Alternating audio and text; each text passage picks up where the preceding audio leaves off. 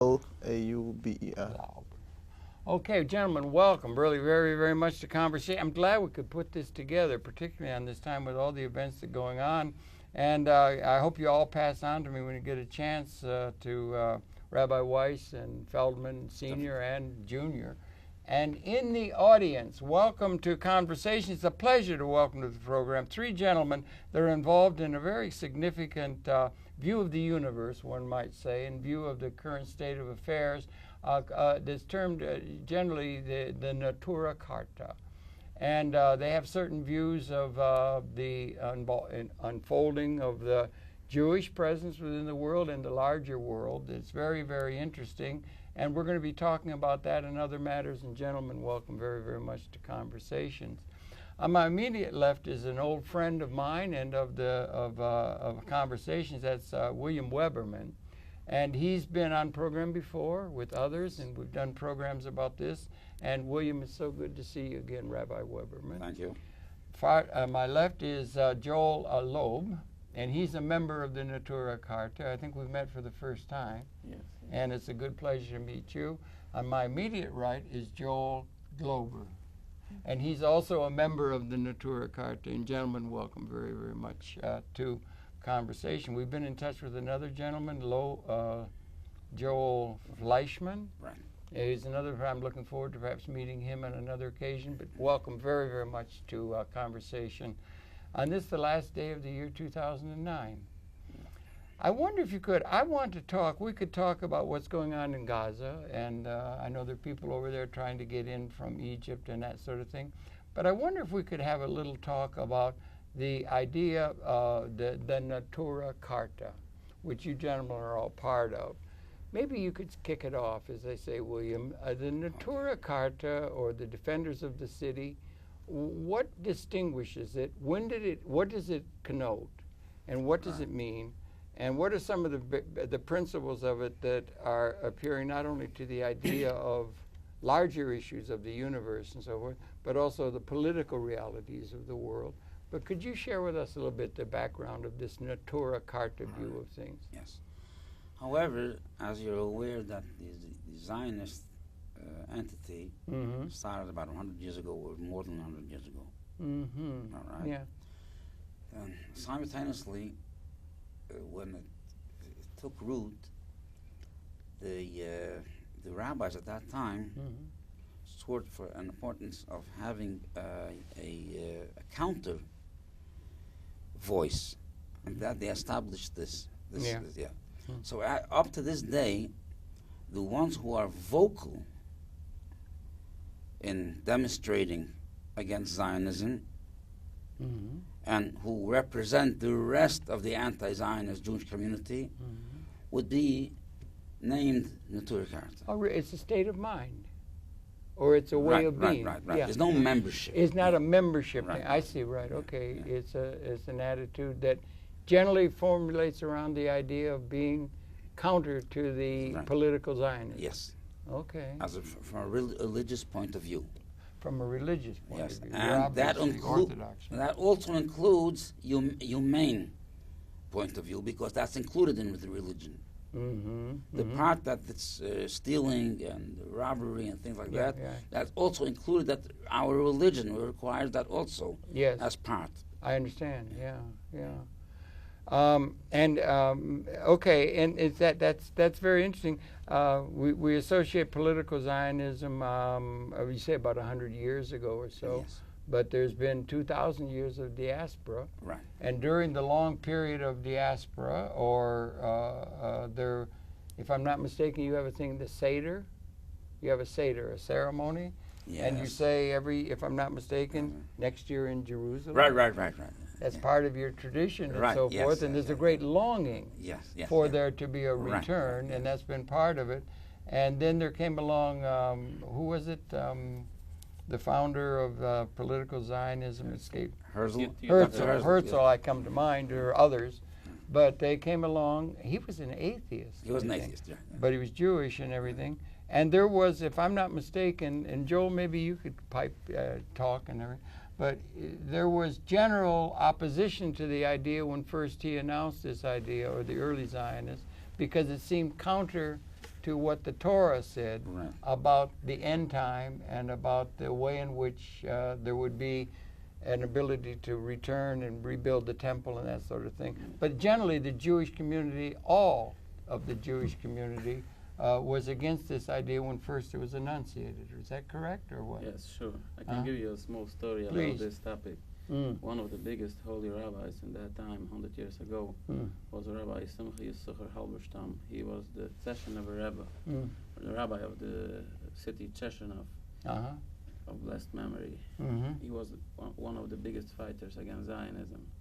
At that time, about 1904, he was sick. And some of his followers tell for the rabbi that God should give him a speedful recovery. And he said, no, I don't want to live in this world with the Zionists together. He was How can I see that they destroy my nation, that they took out children from the synagogues, hundred thousand people, and hundreds and thousands of the young children they took away from the Torah, from the Bible, and they make them for heretics, for non-believers, for killers and murderers, all bad things. So I can't see that. And then he passed away for big pain. He don't want to live together to see this. He felt, as many did, that the idea that that should be done by taking up arms was a heresy, Yes, sure. or of the worst kind in terms of Torah true Jewish understanding. Is that correct? Yes, he was against Zionism not only because they don't practice Torah, also because the whole thing, the creation of the state, the philosophy of them is a heresy against the divine decree of exile. What is the divine decree of exile say, from your understanding, in terms of the ingathering of the Jewish people and the rebuilding of the temple?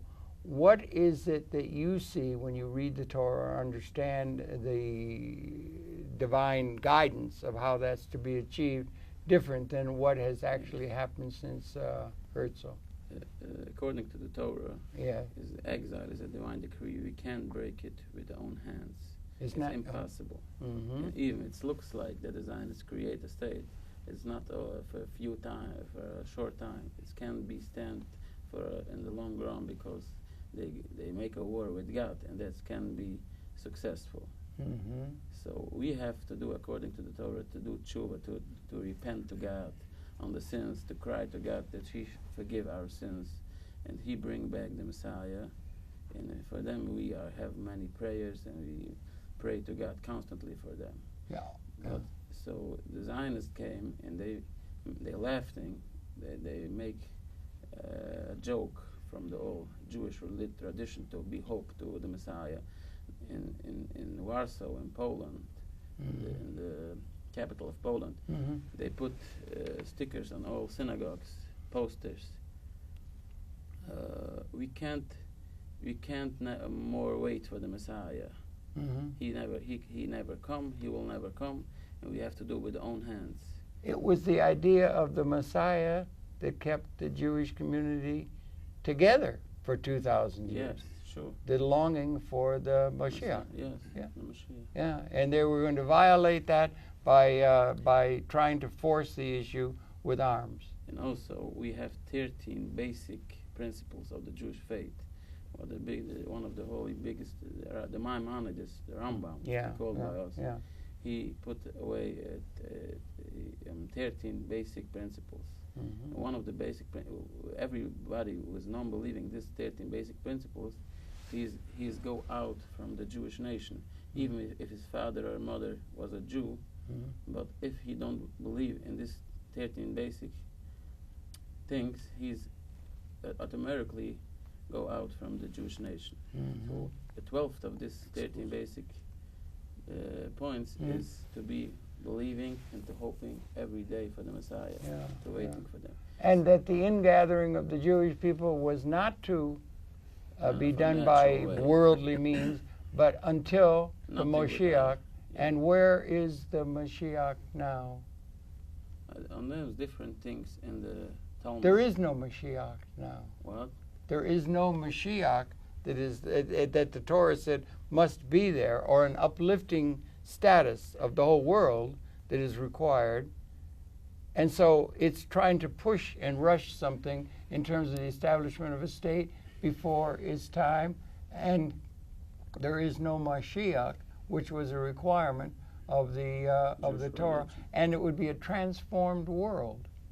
It would be a world of justice and a world of, you understand what I'm saying? Yes. All people will serve God peacefully. Do you think they put too much attention, let's say secular, Reform, Jews, or that kind of thing, or the society, in saying, well, the idea of the Mashiach is like Santa Claus or a legend or something? They would just poo-poo it, and they would say that the anti-Semitism in the world, it is such that we can no longer bear it. We can no longer be weak. We have to be strong.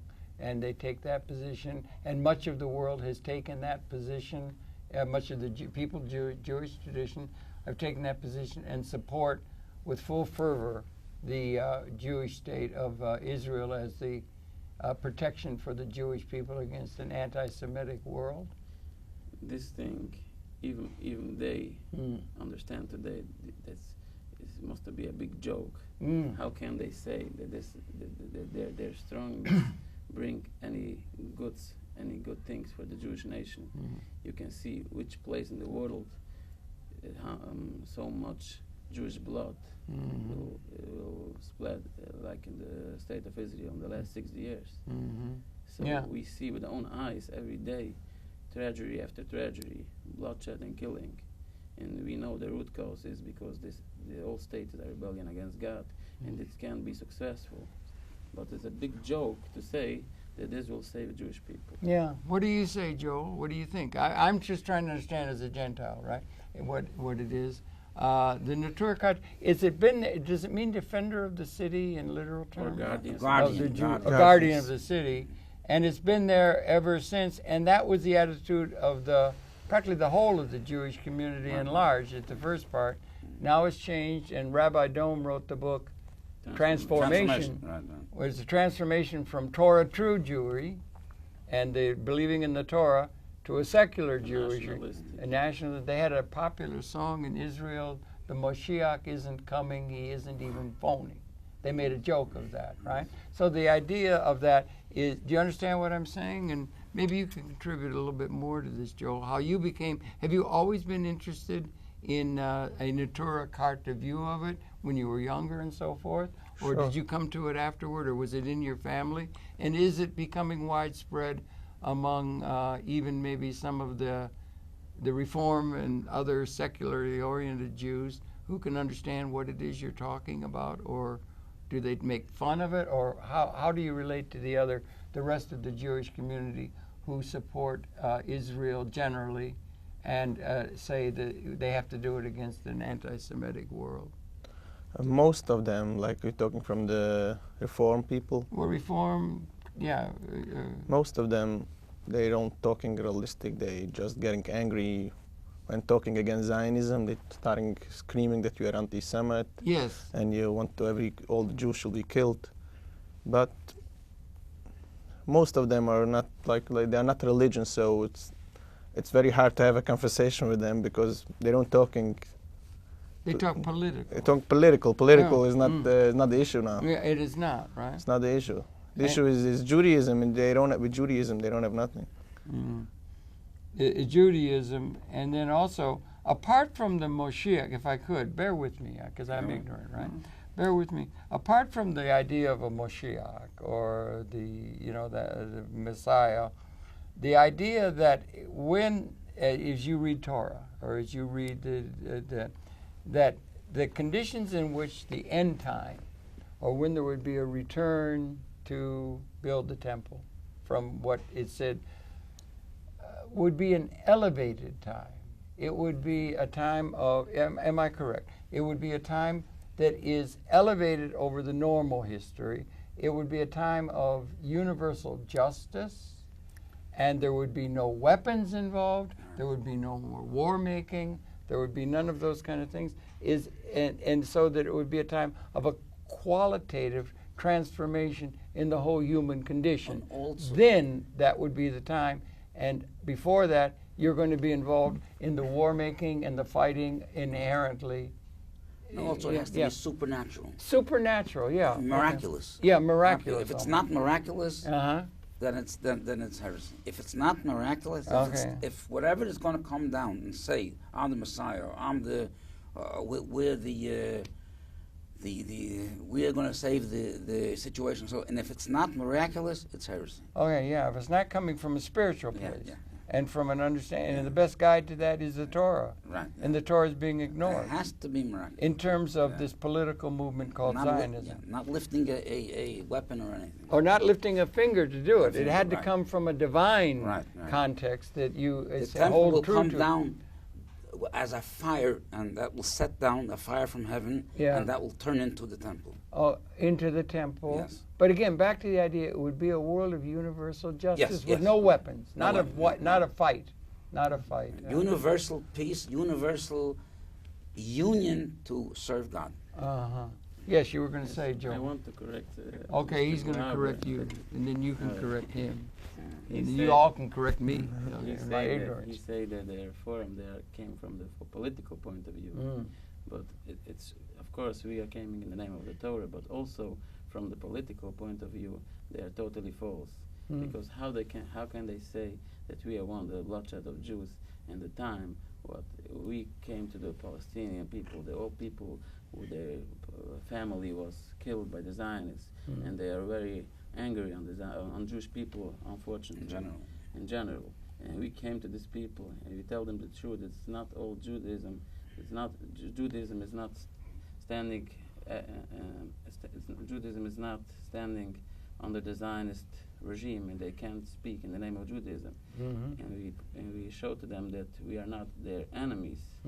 So let me look through who want Jewish blood should be killed. We or our enemies, the Zionists, what they kill in the last 100 years. They antagonize the Gentiles with all kinds they can do.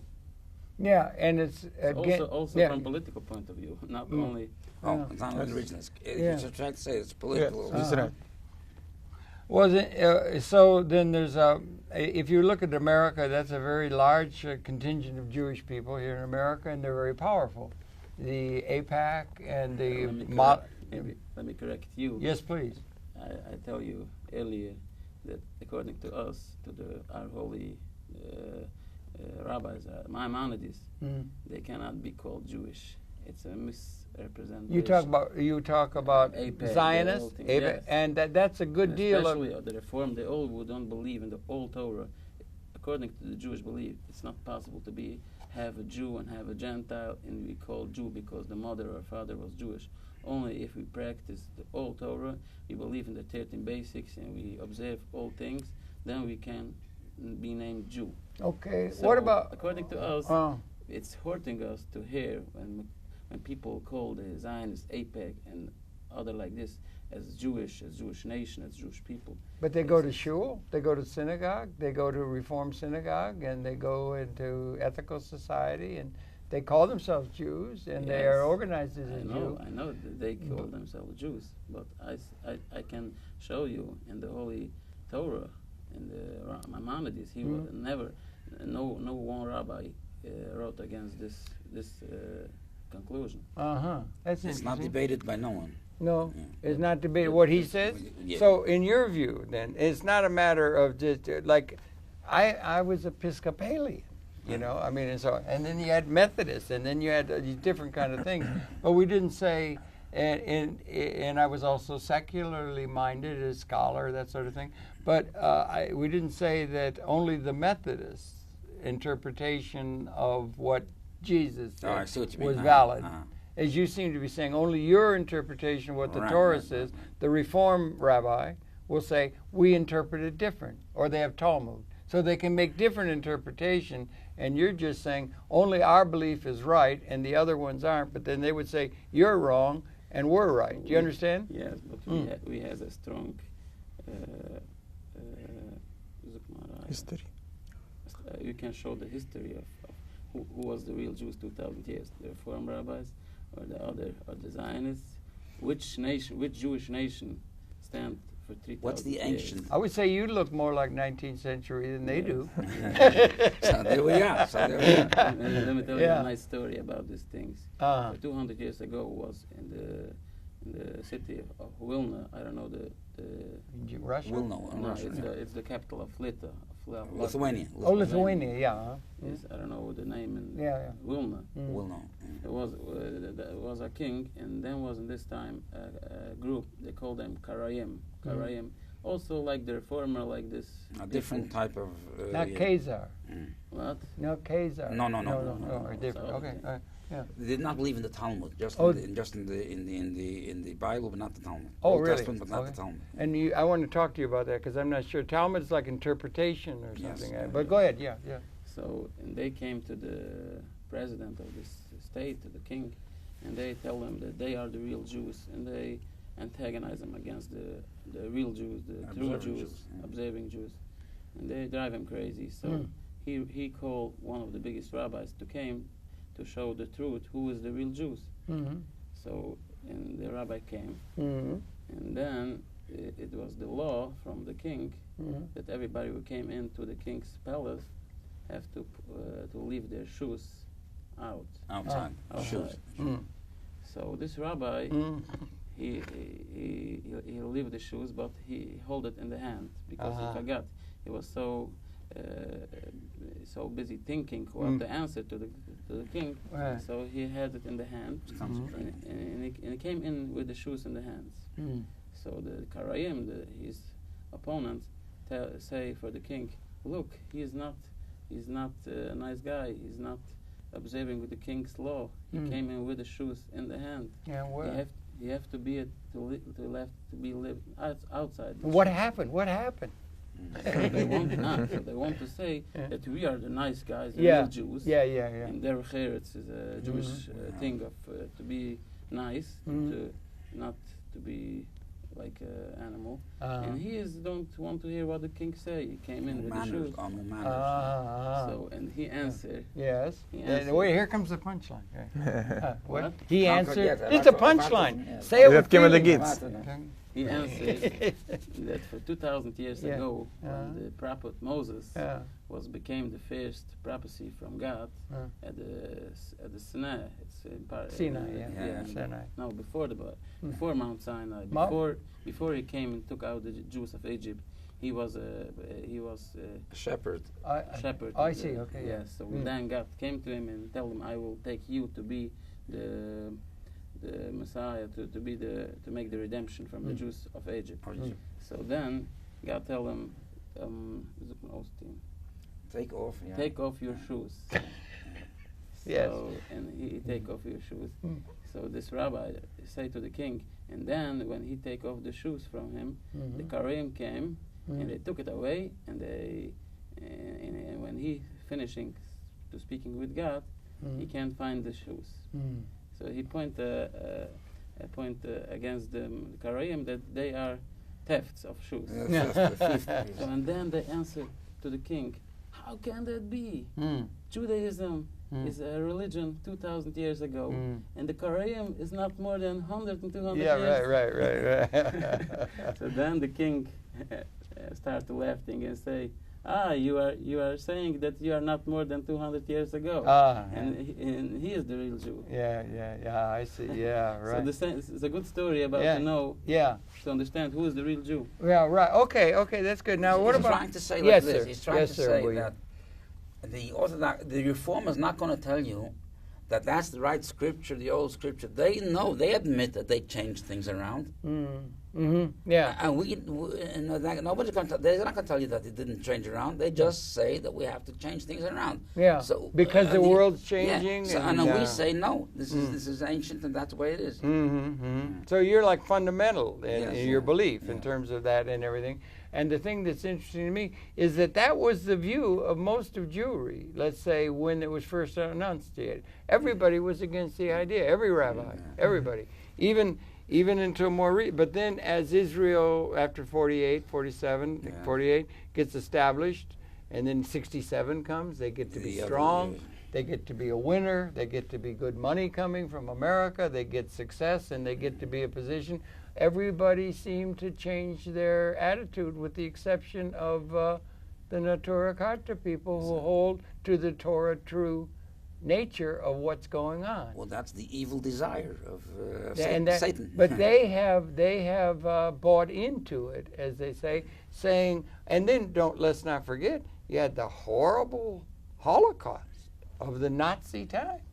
It was horrible. Of course. Right. And so that was something that made it possible for them to say. But everybody's been, even the Lubavitch used to be against the idea. Used to be. Before Schneerson, I think, if I'm not mistaken.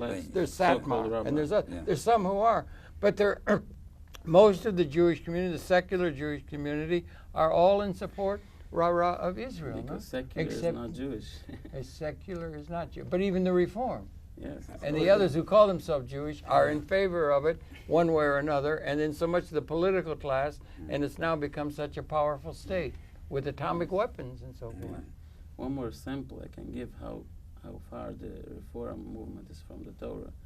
And now, in this time, in the state of New York and New Jersey, they are speaking about the gay marriage law. So the Reform people came in New Jersey, and they speak. Unfortunately, they have the chutzpah to speak in the name of Torah that the gay marriage is according to the Torah. It's correct. It's good. And that is so openly false. Every child can show you in the Torah that for gay marriage, the Torah say they have to be killed. So it's one big, small sample on them. Okay, what about the people who say, well, then things change, and the old ways are just based on a different time, and everything's changed, and we're making progress. We're learning more all the time. We have Einstein, we have learning, we learn physics, we learn all kinds of things. So we will change, because we're learning more and becoming educated to where we weren't in the past, and those old ways are just in the way of progress for mankind.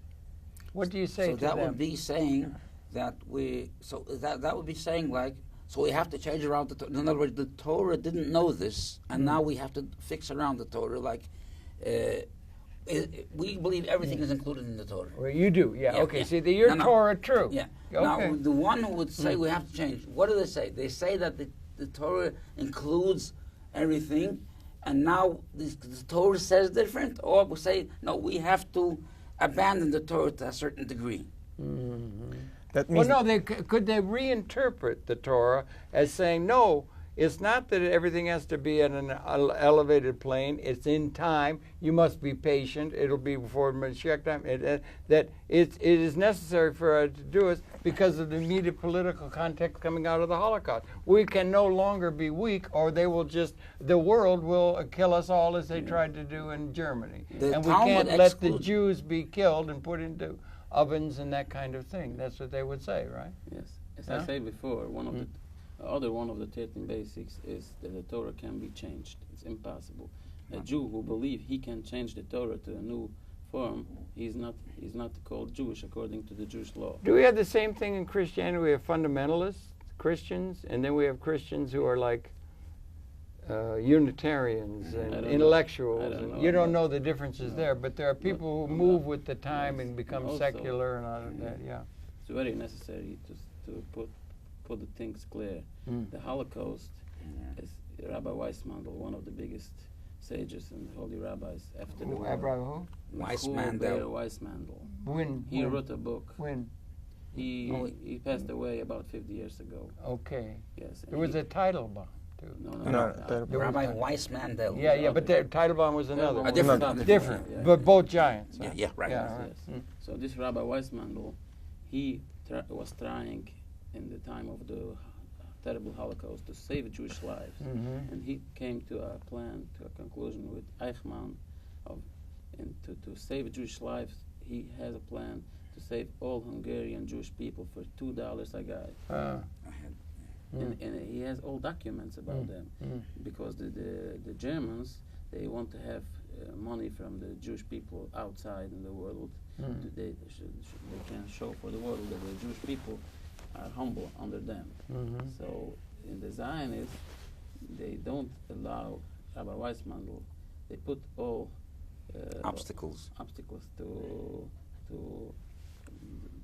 block these plans. So and also before them, they make a boycott against Hitler, and this make him angry. And the first of all, he's not planning to kill all Jews. He was planning to make a liquidation to send them out from his land. You could fly the flag of the Star of David in Nazi Germany. That flag flew, and there was collaboration on the part, because the Nazis wanted people to go to Palestine to get rid of the Jews. Yes, because they collaborated. Yeah, we have. Lenny Brenner's documented that. We have many documentation that the Zionists want to make a Holocaust. They want to make a war against, because they say they saw that the Gulas, the exiled Jews, they never will be coming to this conclusion to make the Jews in New York. State. No. I think the Jews in exile in Hungary and Poland, the real Jews, in Europe. They saw that they can be successful to bring these old Jews to come and create a new modern state of Israel, because they are believers. They are millions of people, Jewish people, who still believe in God the same way like their parents and grandparents. So they have a plan, a good plan. They will make antagonize the Gentiles against Jews. They will make they have people going from one university to the other, and to say to the people that the Jewish people, they are a danger for the world, and they want to take over the lands. Rebellion. So they want to make rebellions. So you have to send them to Palestine. So, and they was happy with the Holocaust. They was happy. This is the truth. Because my grandparents was killed by the Holocaust. Really? Yeah. Where were you? Were you Lithuania or Hungary or where? Hungary. You're Hungarian. No, it's my father's grandparents. My mother's grandparents. Okay. Right. My grandmother, she came back alone, without a father and a mother, and without sisters and brothers. Horrible. And she can be saved at that time by Rabbi Weissmandel's plans. But who was blocked these plans? The Zionists, the cruise Zionists. Because they have an effort, they have a plan to create a state, and they want Jewish blood should be spilled, they can be able to create a state. Create the state. Above all else, they wanted to do that. They were radical. Yeah, one of the big Zionists. His name was Yitzchak Grimbaum. He was one of the big heretics from the Zionist people. He said at that time, one cow in Palestine is more worth for us than all Jews in Poland. They were intensely fundamental, and the one principle was to establish the state of Israel. It's a long story. Also, a ship named Patria has Jews saved from the Germans. They have came to Palestine, but England, the government, they don't let them in because they have their problems with the Palestinian people. So they send them back. So the Zionists also documented. The Zionists put bombs on this ship, and they destroyed it to kind of show for the world that the Gentiles does that, and to kind of say that against the people of England. Yeah, the Iraqis they used to go, Zionists used to go under guise and set arson synagogues to be able to claim, to claim that's either the Iraqis or the whoever, to scare the Jewish people, scare them. It's a book from Yankov Rapkin. Yeah, also I have a book from Nachem Giladi. Giladi, I know him. Yeah, I have the book. Yeah. He make the thing clear. He was Iraqi, no? Yeah. Yeah, right. Yeah, I've got it. He's up on YouTube. Interview with him. Yeah. But that's there. But okay, what about you, Joel? You people. We were at a demonstration the other day, and you are in. It seems to me, in a certain sense, although you're nonviolent and everything like that, but you're very strong in your feelings and everything. And you seem to be. You're very Jewish. Okay, you're Jewish, and you are the most anti-Zionist people I've ever seen in the world, even though you're obviously Jewish. But you're very anti-Israeli, anti-Zionist, right? Precisely because we are Jewish. That's why we're anti-Zionist. It's Okay. not despite. It's not despite. It's precisely because. And you represent the spirit that represented practically all of Jewry, let's say 1910 or something. Everybody was against it, and now other people have collapsed away from the Torah, away from the belief that held them that way, saying it should be done by Torah true things, because it's been transformed into having other values, secular values, and that's why you're because then you would see that the establishment of the State of Israel, the political movement, 1948, all of that, as a blasphemy, what they would call it. Do you understand the word blasphemy?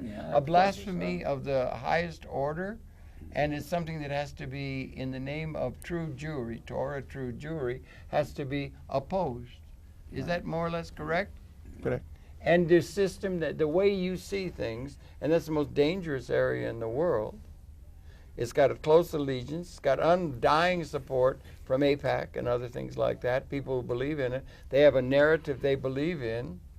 They would call anyone who says anything other than anything good about Israel anti-Semitic. They do that, whoever says anything like that.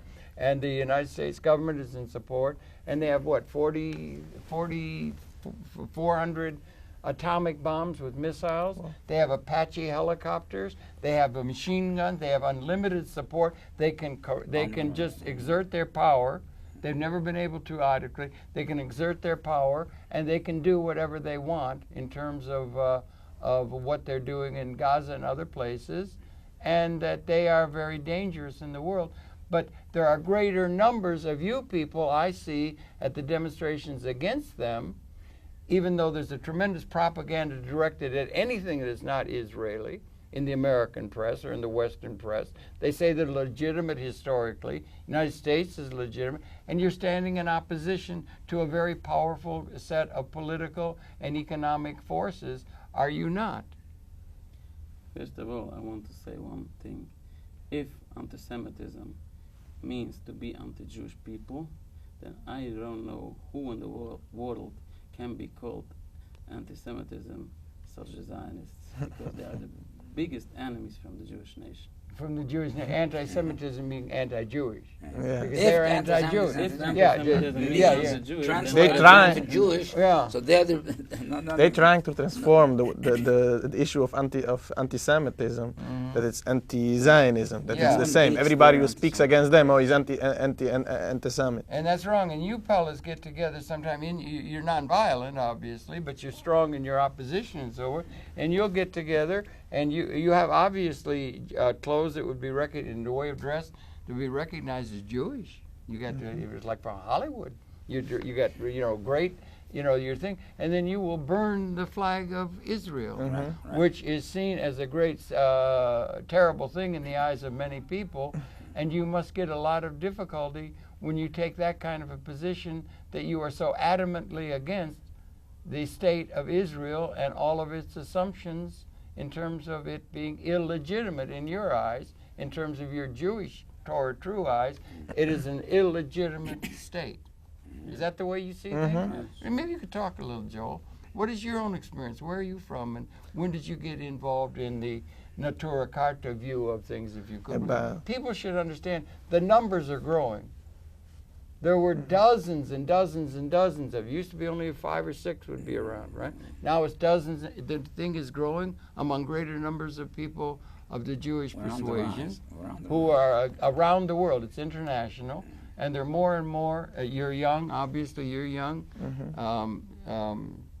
Fleischmann is young, and it is growing. So maybe you could talk a little bit. Have you always been Orthodox in your Judaism? Sure. And father, grandfather. And you're in touch with your other people of your age group and everything.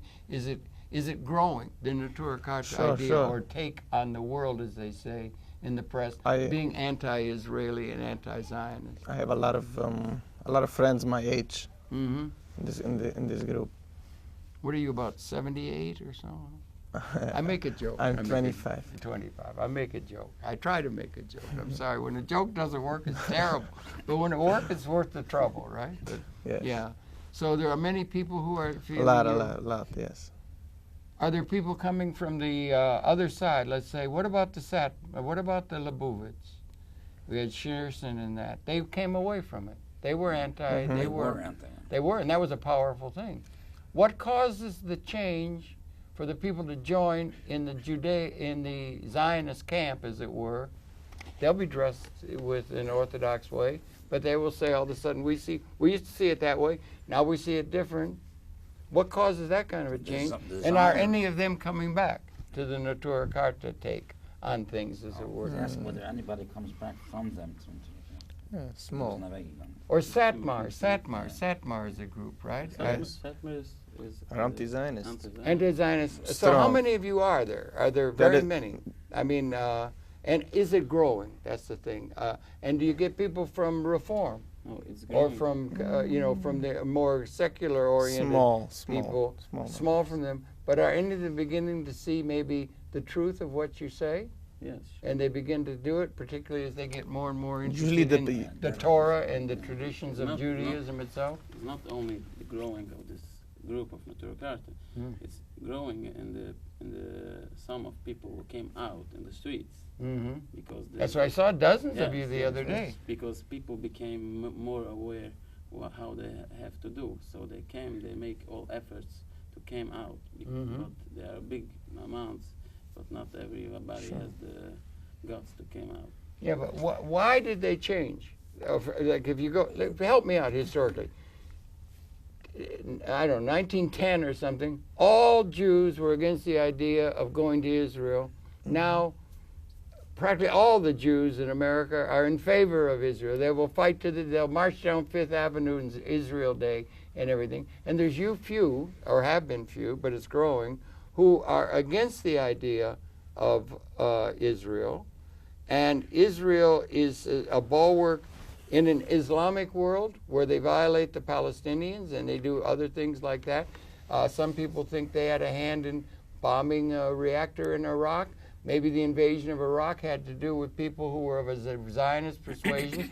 I just saw people where they're a Zionist persuasion who say we have to bomb Iran now. We have to bomb any Islamic country. The anti-Islamic feeling that's being felt is in large measure, among other things, motivated by an Islamic world that is upset with the treatment and the establishment of Israel as a colony in the center of the Islamic world, and it's part of a larger political reality. Do you think about these things? Yeah, first, the whole thing happened after the World War II, after the Second War.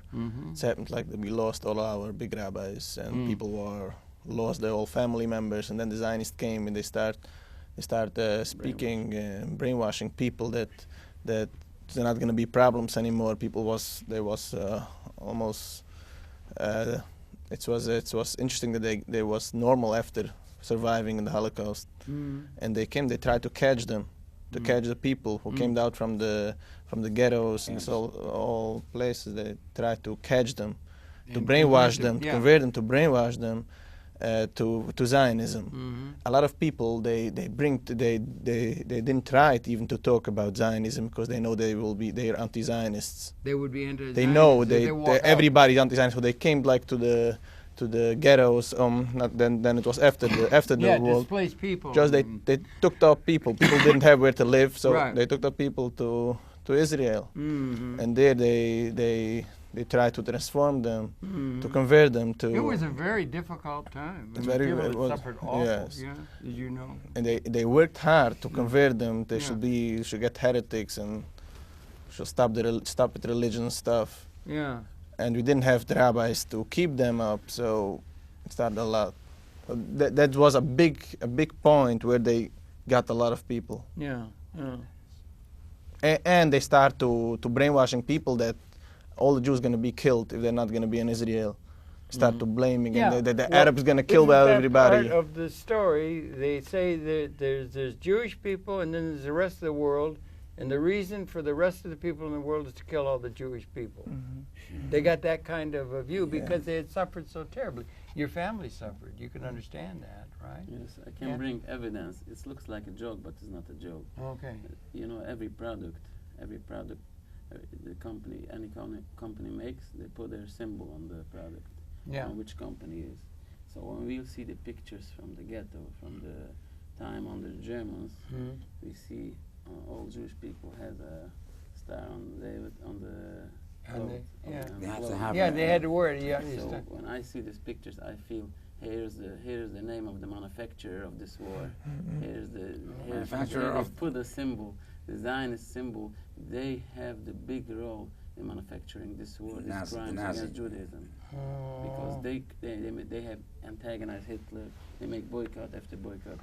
You think that why? Okay, I can't understand. I've never been able to understand anti-Semitism, anti-Judaism in the minds of people. I understand. Great, I can't understand it. I love it. But they're such great after people. After they're antagonizing, we do understand some, because they when I don't know if you're aware of there's a certain Rabbi Stephen Weiss. Stephen Weiss, the famous synagogue. He is the one who declared boycott against German products. All right, and that's when Hitler. Then he turned bad and he lost his temper. Then now he's going to destroy the Jews. He says after that, because in other words, that's what they wanted. They wanted to. That's what they directed. They could build on that propaganda thing like that. Now, what about the idea of we're living in a? It used to be. I don't know if you're political. It used to be that the enemy of, let's say, the established forces in the world were the communists. They used to have the commies. They would call them commies. Yeah. Now it seems to be that the enemy of the established for the United States, Israel, and all the other people who line up with them and so forth, is the Arab or Islamic world. What do you think of that developing, and what is your attitude toward the Palestinian people, and what is your attitude toward the larger Islamic Ummah, and or Arab and then Islamic Ummah, and what do you think about that? We only got a few minutes left, but that's a major thing that the politicians are trying to make the enemy now are the Islamists. Yes. And so they, okay, what do you think? We have no problem with any any Palestinians or any Arabs at all. You do not. No. The Neturei Karta, you do not. You do not. It's And the people that you don't. So you can make you've lived in peace together in the past, and a lot side of by side, shoulder to shoulder, for 2,000 years. Everybody knows that. I was yesterday in Washington, Yeah. and they came to me, a Palestinian woman, an elderly Palestinian woman, and she said, "My mother and my father have lived peacefully with Jewish neighbors in their Arab lands."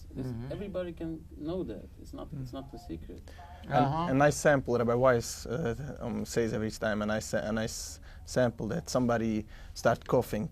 He coughed a lot, and he says that he is allergic to flowers. Yeah. So he went to the doctor and he says, "Doctor, I'm coughing. I'm allergic to flowers." Yeah. So he asked him. And he sees that this guy smells from smoking. Yeah. He asks him, "Do you smoking?" He says, "Yes." "How long do you smoke?" He says he smokes a few months.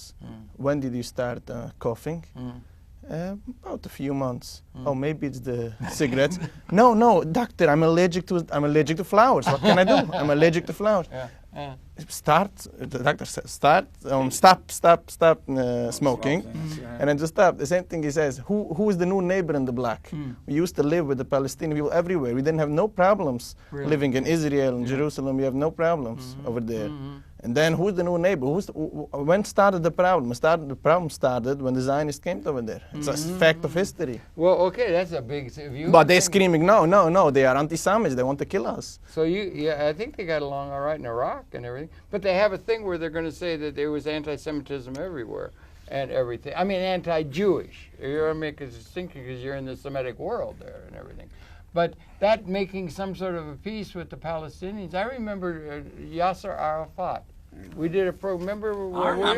We did a program with Yasser Arafat when he was in Tunis. with Rabbi Hirsch with him. Right, and he also said the Neturei Karta. They could be Palestinian, or you could live with them, and that kind of thing. Do you think that they're just doing a bargaining thing? They got that wall now. And they've got the wall, that Mr. Reagan said to Mr. Gorbachev, tear down this wall, and they got a wall built there. And they're bargaining. They got settlements in the West Bank. Gaza, they invaded last year. All of that.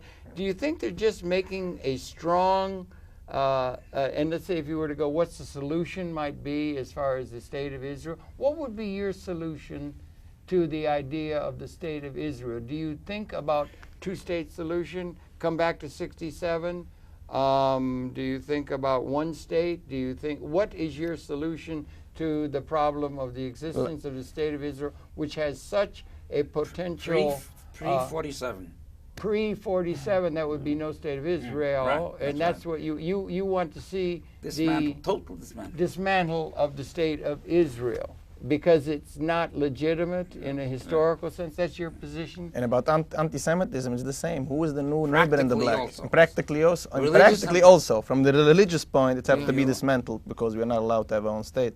And practically also. I didn't understand what he just said. You said what? I said that from 2 points it have to be dismantled. From the religious point, it have to be dismantled because the whole creation of the state and from the political are against Judaism. Okay. And from practical, that they screaming that everybody wants to kill the Jews. Jews need a safe haven.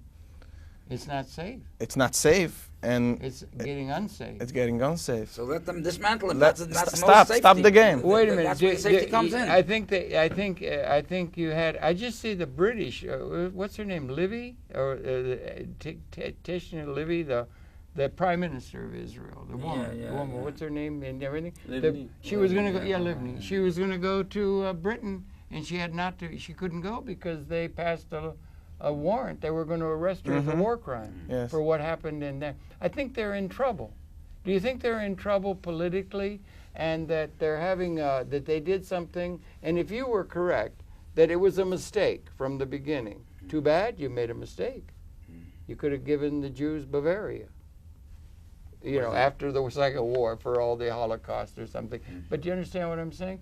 That if it was a mistake, then what would happen? When you say you say no Israel, right? What's going to happen? How would that be projected in your terms as a realistic thing? Because I was just trying to argue they're just being belligerent in order to get a better bargaining position, to get a little better something, but then finally they would come to a settlement with the Palestinians. They'd come back to 67 and let that, but they don't seem to be doing that. But you say there should be no state. Yeah. What would it be like if there was no state of Israel? Are you serious thinking that?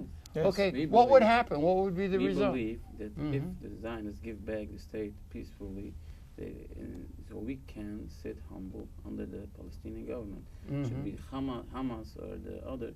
We have no problem if we live according to the Jewish law.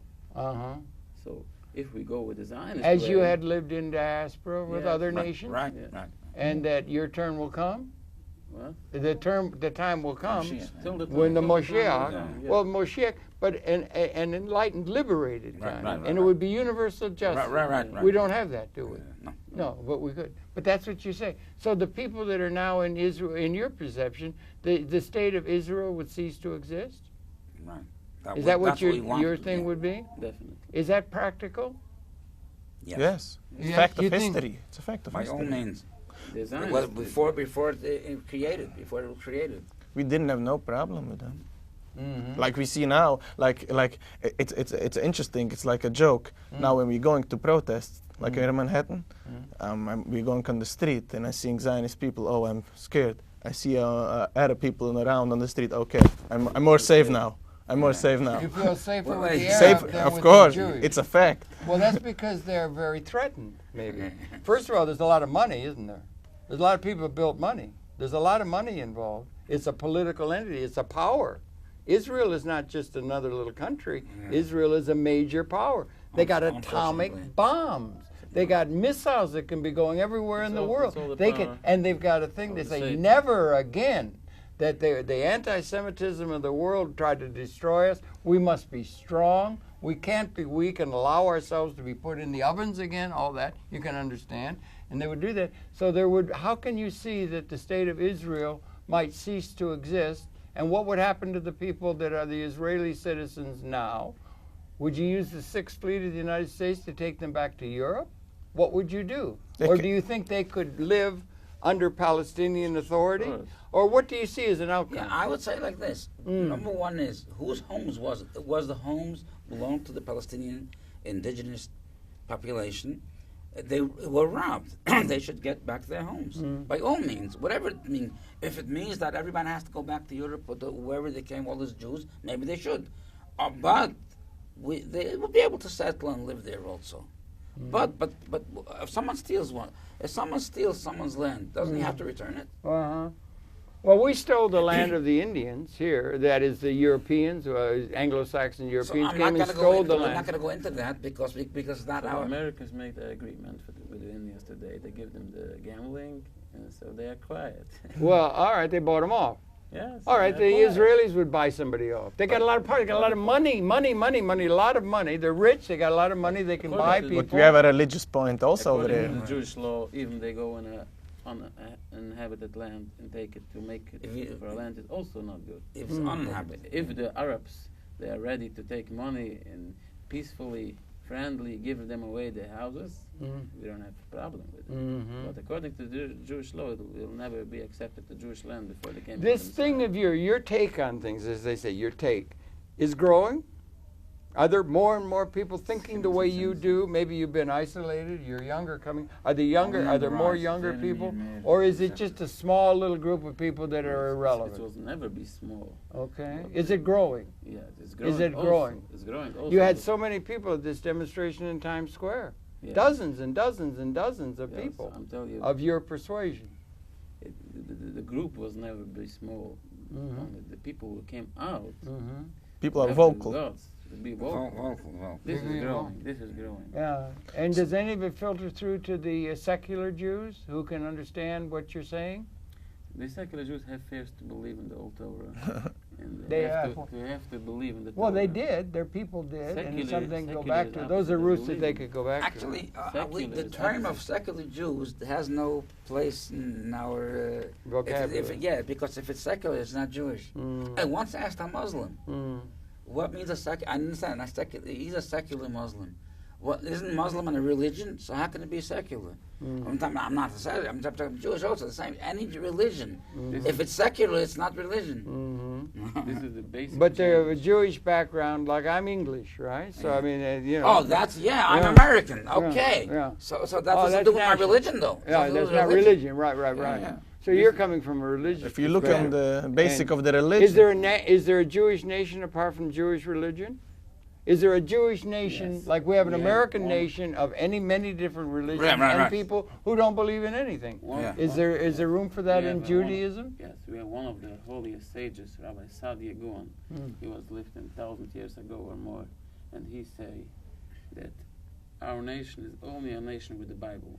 A guy would throw away the Bible, even his father or mother, like I said before. So the Zionists came and they changed that thing that they never can change. What they say, they want to make a new entity for the Jewish people.